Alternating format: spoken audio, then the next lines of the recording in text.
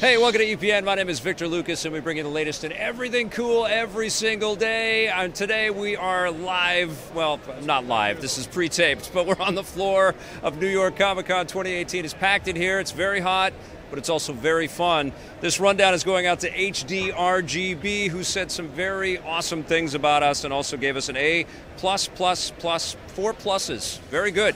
Let's get started with your rundown.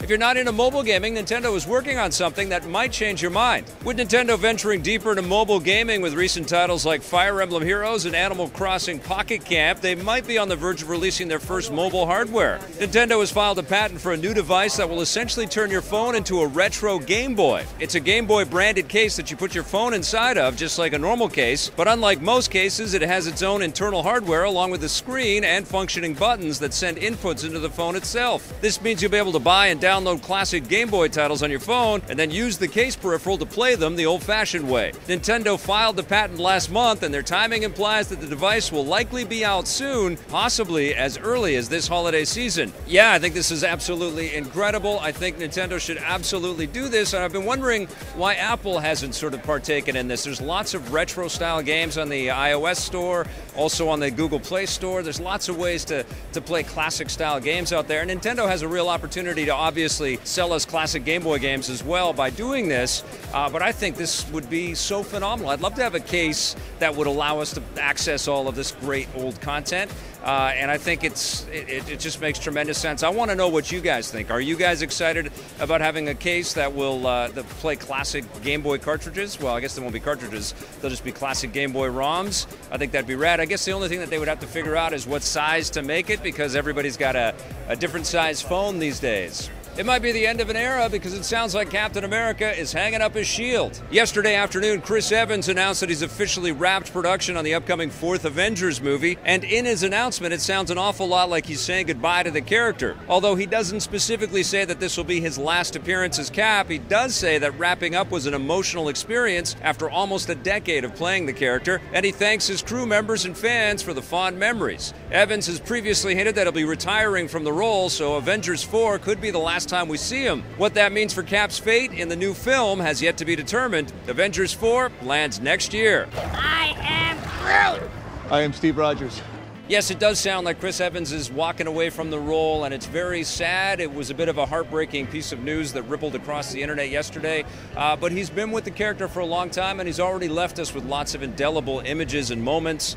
I particularly am fond of The Winter Soldier. It's one of the best superhero movies ever, and it was an excellent, showcase for what Captain America has become.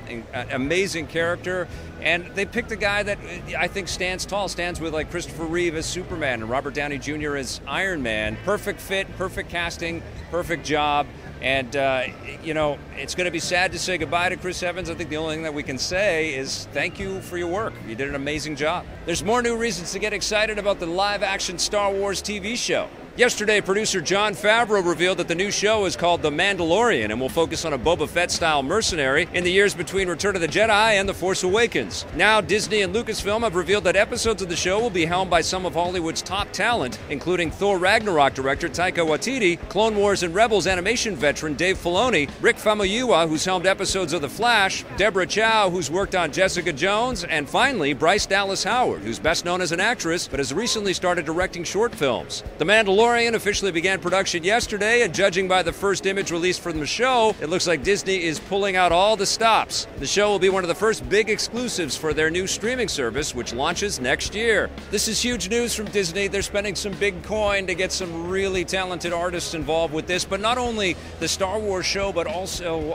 what they're doing with the Marvel stuff, with the live-action Loki and the live-action Scarlet Witch, using Elizabeth Olsen and Tom Hiddleston. That's huge. They know they have to come out strong, and they know they have all of these the different franchises and different intellectual properties that they have to honor, and they have to kind of live up to expectations, and that sounds exactly like what they're going to be doing. And obviously every one of these things becoming a successful streaming show could eventually become a theme park attraction or a movie again, or there's lots of different ways to do this, and it's a very, very smart way to sort of extend your brand. So yeah, we have high expectations, and let's just hope that Disney is able to work with the right people to make all of those expectations become fulfillments. After years of development, Mega Man is finally heading to theaters. With the new game Mega Man 11 launching earlier this week, Capcom has announced that the live-action Mega Man movie has officially been given a green light. Capcom is making the film alongside 20th Century Fox, and it will be helmed by Catfish and Paranormal Activity series directors Henry Joost and Ariel Schulman, who have been attached to the project for several years. As for what audiences can expect, Capcom says that the film will maintain the same spirit and tone as the games, and promises that it will appeal to longtime fans and newcomers. It doesn't have a release window yet, but expect to see it in the next few years. Capcom is also working on a live-action Monster Hunter movie due out in the next few years as well. I think this sounds great. Mega Man's a terrific character. Obviously, lots and lots of love for the character, not just in games, but in animated properties, in comic books, action figures. And so I think it only makes sense to sort of explore a live-action thing. I think they'll have to do like a CG Pinocchio-style robot or something like that. It is a bit weird that we're going to get a live-action Mega Man before a live-action Astro Boy, but I think Mega Man, this kind of speaks to the power of video games, has been able to be more of a culturally significant force because of all the games, because of the nostalgia that we feel for the character, but there's also lots of new content around the character. So yeah, absolutely psyched for a Mega Man movie.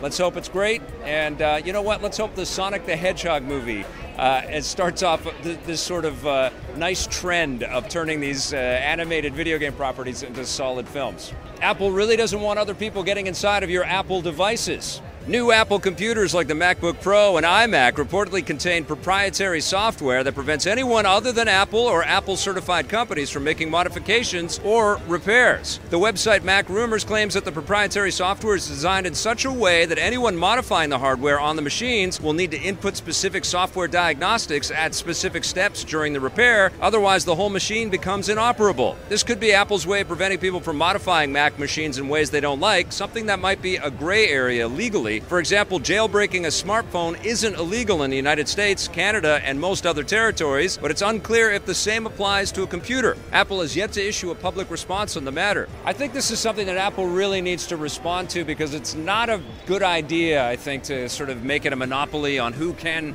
repair your stuff. I think when you're talking about electronics, you want to be able to shop around, you want to be able to find people that you trust to go inside of your machines. Not saying that you wouldn't trust the Apple Store, and I can understand, you know, the nervousness about exposing maybe proprietary hardware or proprietary chip or whatever they've got in their iMac Pros or their MacBook Pros that they don't want other people to know about.